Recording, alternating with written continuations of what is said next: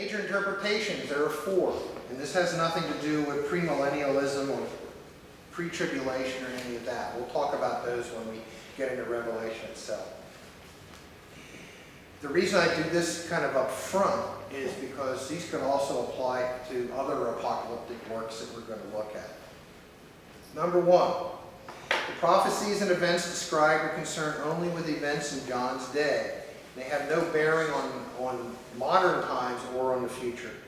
In this view, Revelation is more about first century Roman persecution of Christians, Nero, Domitian, than it is about anything else. So in this view, the book of Revelation is written in code. Because if they hadn't written it in code and they'd come right out and said Nero is a poo-poo head, if they'd actually said that, what would have happened? Well, Nero would have confiscated all the books, he would have burned them, he would have hunted down the author, and he would have killed him. So instead of saying Nero is a poo-poo head, they have all this metaphor saying, the whore of Babylon will be destroyed in time. The whore of Babylon who sits on the 7 hills. So it's all kind of written in code. And it was written to kind of buck up Christians around the Roman empires to say, don't worry, your time's coming. We're going to take care of this guy. This is not the view that I have in the book of Revelation, but there are 2 chapters in Revelation that fit this extremely well, and I will grant that those 2 chapters are about Nero or Domitian, or pick which one of the sociopathic Roman emperors you like. But the rest of Revelation I do not think is about this, but that's personal view. Number 2, historicity. Revelation is a description and preview of history from John's time to the end of the world.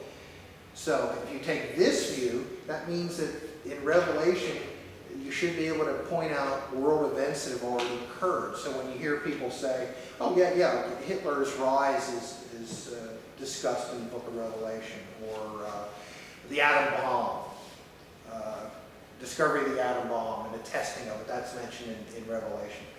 Those people are historists. They believe that Revelation tells the tale of human history from John's time up to and including the end times.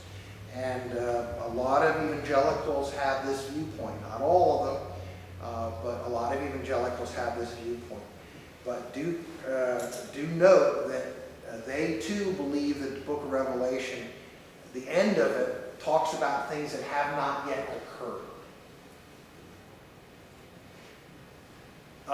In case you had any questions of which point of view I will be teaching the book of Revelation from, I put it in red letters so that you would know.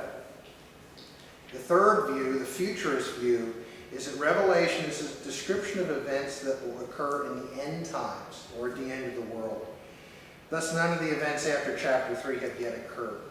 This was a view of many people in the early church and also of many modern-day evangelicals. So our view is that Revelation is mostly about stuff that has not yet occurred. You'll notice that our view and the historist view does have the commonality that we both think that at some point in Revelation you get to a description of the future. Where that starts, we will disagree. To me, the opening of chapter 4, which describes the Ancient of Days sitting on the throne and the angels around him and the 24 elders standing up and bowing and all that, to me, that kicks off the end times. That's the beginning of the end times sequence.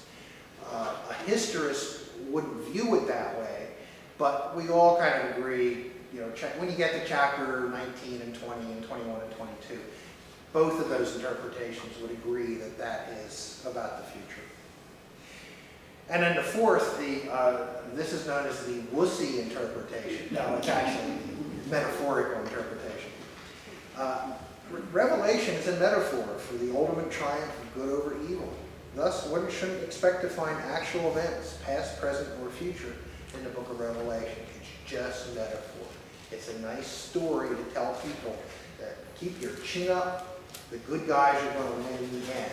Even though we're not presenting any evidence of that, but we are presenting a good story. So those are the four. Mine is the futurist viewpoint. We will discuss, you can find stuff in Revelation that fits all four of these, and I will point them out as we go through Revelation. But I just wanted everybody to realize that I'm teaching it from a futurist point of view. I remember the first time I read it, I was about 17 years old, and it changed my life. I mean, I come up through the normal, boring, Sunday school, Protestant Sunday school class, and we learned that Jesus walking around and his sheep bouncing along next to him and all that stuff. And then I read Revelation, I'm like, well, wait a second, is this in the same Bible? It was just shocking.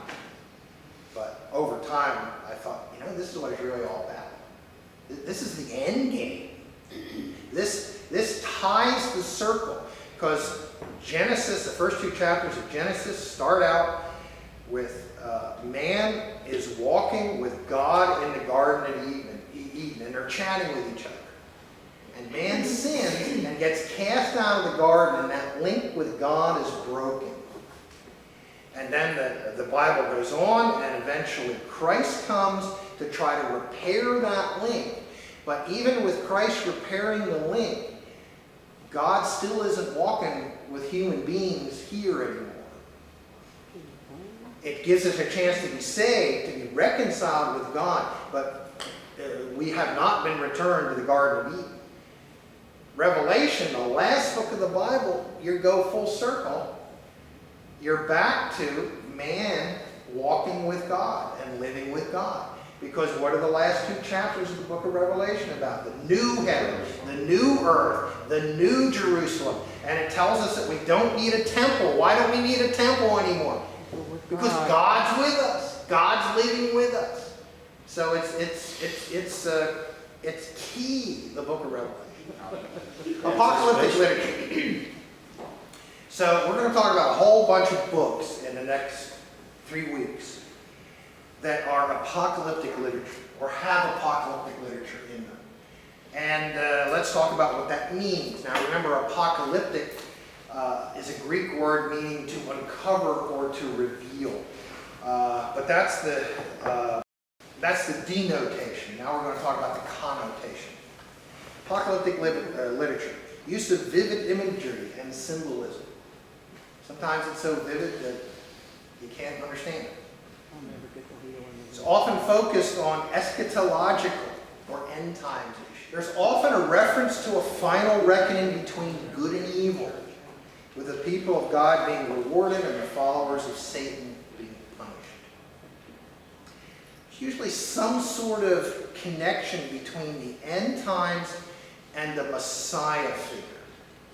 And the Messiah figure may come first and kind of foretell that this sequence of events is going to happen. Other times the Messiah figure is actually part of the end time sequence. But there's some connection. There's usually very graphic descriptions of heaven and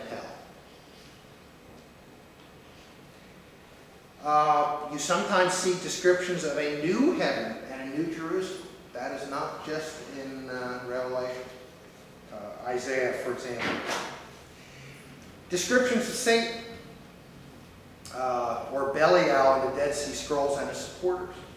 Probably more about Satan in Revelation and the rest of the Bible combined, because it's very vivid and descriptive. There's a battle between the Archangel Michael and Satan that's described in the 12th chapter. You have Satan getting his cronies, the Antichrist and false prophet, going to war against the people of God. Descriptions of a coming time of tribulation, very common across many books. Thessalonians, Paul talks about a man of lawlessness will arise and persecute Christians. Raising of the dead, see that in apocalyptic literature a lot. So we find examples of this in the Old Testament, New Testament, the Apocrypha, and the Dead Sea Scrolls. So Revelation is part of this rich tradition, and if anything, it's the culmination of this tradition.